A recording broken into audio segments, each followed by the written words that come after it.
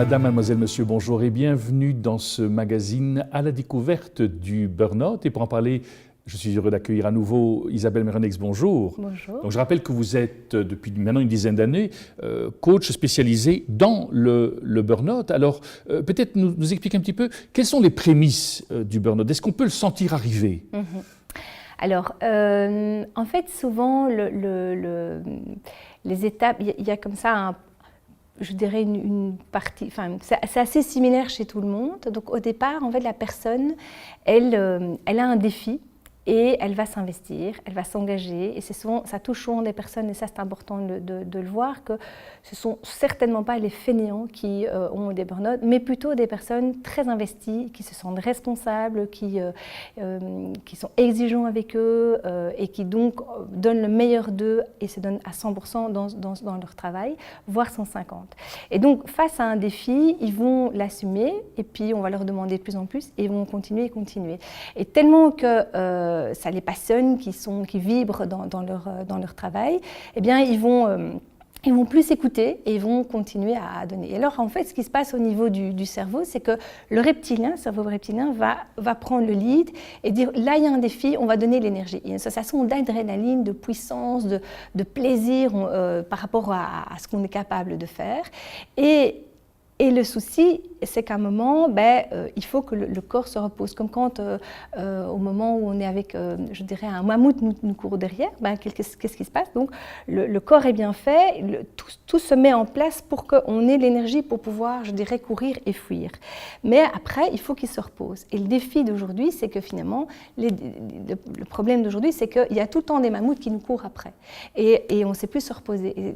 Et du coup, la personne, qu'est-ce qu'elle fait? Elle s'arrête pas, elle a un nouveau défi, un nouveau manager, des nouvelles responsabilités et doit aller dans un autre pays et donc en fait ne s'arrête pas et continue. Alors elle reste centrée sur les objectifs, mais elle va sentir petit à petit qu'elle a de moins en moins d'énergie parce que le corps a besoin de récupérer. Mais il continue et donc ça va de plus en plus lui prendre de l'énergie pour arriver à cet objectif-là. Il va le faire parce qu'il est très dans le je dois, il faut, dans la notion de responsabilité, dans attention à mes collègues, attention à mon entreprise, et donc ne va pas s'écouter, mais avancer toujours dans ce défi, mais ça va prendre plus de temps. Et donc il va commencer à aller chercher dans ses ressources. De plus en plus, il va s'isoler. Il va devenir anxieux, il va commencer à avoir des problèmes de sommeil parce qu'il va se tracasser, parce qu'il arrive moins vite, il a moins cette sensation d'euphorie et donc va puiser de plus en plus dans son énergie. Et puis après, il va devenir souvent, la troisième phase, c'est je commence à complètement devenir insensible, je m'en fous de tout le monde, je fonctionne, je suis une machine, je suis vide, mais j'avance, j'ai pas le choix, je dois arriver, les responsabilités par rapport à mes enfants, par rapport à mon épouse, par rapport aux responsabilités, donc je continue. Ou alors en parallèle, tout à coup, pouf, une émotion qui commence à pleurer dans une réunion, on ne sait pas pourquoi, un petit élément qui bouge, ou aussi tout à coup perd la mémoire, se rappelle plus de certaines choses, et confus et plus de clarté et donc petit à petit régresse et commence vraiment à perdre confiance en lui et à perdre l'estime de soi. Alors ce que je trouve important dans ces étapes-là, c'est qu'on est tellement pris là-dedans qu'on ne voit pas que ça ne va plus et par contre l'entourage le voit. Et ça, je dirais que c'est important de faire confiance à l'entourage qui va lui dire tiens, il y a quelque chose qui ne va pas. Souvent, on va avoir une tendance à ne pas vouloir le voir, mais écoutez votre entourage, c'est les meilleurs indicateurs comme quoi il faut s'arrêter. Parce qu'au plus tôt la personne s'arrête, au plus vite la personne va rebondir. Au plus tard elle reste, parfois les gens, ça fait 3 ans qu'ils tirent, parfois les burn-out peuvent arriver, je dirais, ça peut se passer pendant moins de 2 ans, quoi. Donc c'est important de s'arrêter à temps et identifier. Alors les symptômes, c'est souvent, je dirais, perte de mémoire, de concentration, des émotions qui sortent comme ça, on ne sait pas pourquoi, mais aussi grosse fatigue, douleur au dos, problème à l'estomac. Voilà, le corps parle, donne des symptômes et la tendance, c'est qu'on ne l'écoute pas. Donc l'environnement est important. Et alors la grande difficulté aussi, parce que moi j'ai souvent rencontré ça, c'est que les personnes me disent je sais que je dois aller voir un médecin, mais je ne veux pas le voir parce que c'est pas le moment de m'arrêter. Maintenant, j'ai un objectif, si je ne fais pas ça, ça fait 1 an que je suis dedans, on arrive au bout. Et donc en fait, parfois on se rend compte qu'on devrait s'arrêter, mais on ne veut pas parce qu'on reste trop focusé sur l'objectif. C'est quoi? C'est quelque part un fantasme de toute puissance? Exactement, tout à fait. Donc c'est la croyance que moi je suis superwoman ou superman et que je peux arriver à faire mieux que tout le monde, assumer 2-3 fonctions en même temps, garder tout à fait. C'est cette notion de croire pas dans le côté moi je suis meilleure que les autres, mais je dois être capable de. C'est cette exigence avec soi qui est souvent le plus présent. Et donc il y a tout le travail du deuil de la toute-puissance. Quand je vous entends là, je dois, il faut, c'est vraiment ça, c'est le surmoi qui vient quelque part et on ne laisse pas le moi exister, si je vous entends bien. Tout à fait. En fait, c'est, et moi je fais un lien, c'est pour ça que c'est important d'être accompagné avec toute l'éducation que la personne reçoit, les valeurs, les croyances que la personne a reçues enfant par rapport à le travail, ce que c'est le travail, l'importance du travail. On a souvent entendu, oui, mais tu n'as pas le choix, il faut travailler dur, enfin, toute cette idée de, et tu dois être parfait.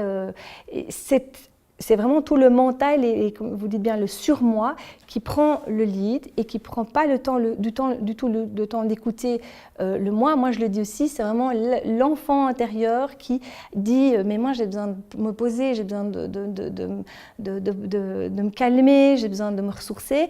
Et on me dit « non, c'est le surmoi qui prend et qui tire et qui n'écoute pas le moi ». Et donc le petit garçon ou la petite fille intérieure qui n'en peut plus, quoi. Si je vous entends bien, alors dans le coaching, quelque part, il y a aussi tout l'apprentissage du deuil de cette toute-puissance qui n'existe pas finalement. Oui, exactement, exactement. Donc c'est qu'au moment où la personne doit s'arrêter, il y a une très très grande douleur parce qu'à un moment dit, j'y suis pas arrivée. Mais moi je leur dis souvent, vous n'êtes pas arrivé à la mission impossible. Ce n'est pas possible, vous vous mettez des exigences qui n'étaient pas possibles. Un être humain ne peut pas assumer ça. Et donc il y a cette notion de, ben oui, c'est normal que vous n'y arrivez pas et c'est ok de ne pas y arriver. C'est vraiment dans cette information-là que je dis, mais il y a tout ce deuil et toute la culpabilité de ne pas y arriver, de ne pas arriver à avoir affronté tous les combats. Et donc il y a, et ça on verra plus tard, c'est vraiment tout le processus de deuil de cette toute-puissance qui se met en place et qui est souvent très très douloureux. Est-ce que finalement, voilà, vous accompagnez le travailleur qui est en burn-out, mais quand je vous entends, c'est quelque part, c'est que c'est des exigences qui ne sont plus humaines. Est-ce qu'il n'y a pas également lieu d'accompagner les entreprises qui exigent de leurs travailleurs quelque chose qui est inhumain? Alors, moi, ma compréhension des choses, c'est que je pense que même la société ou l'entreprise, elle est fort démunie face à ça, parce que de par la mondialisation, de par l'interconnexion, la connexion incessante, les défis sont de plus en plus importants. Et moi, j'ai l'impression vraiment que c'est un peu une poule qui part dans tous les sens, qui a son tête qui part dans tous les sens. Et donc, un peu eux-mêmes démunis face à cette espèce de défi continu, de moins de ressources pour arriver à des objectifs de plus en plus importants. Donc je pense qu'il y a aussi tout un questionnement de la société qui se répercute sur l'entreprise, qui se répercute sur l'individu. Vous avez parlé de ce besoin de toute puissance, ce fantasme de toute puissance. Il touche autant les hommes que les femmes ? Dans votre expérience? C'est une bonne question. Moi, c'est assez équilibré. C'est assez, en tout cas, mon expérience montre que c'est assez équilibré. C'est vrai que ça arrive beaucoup plus vers la quarantaine.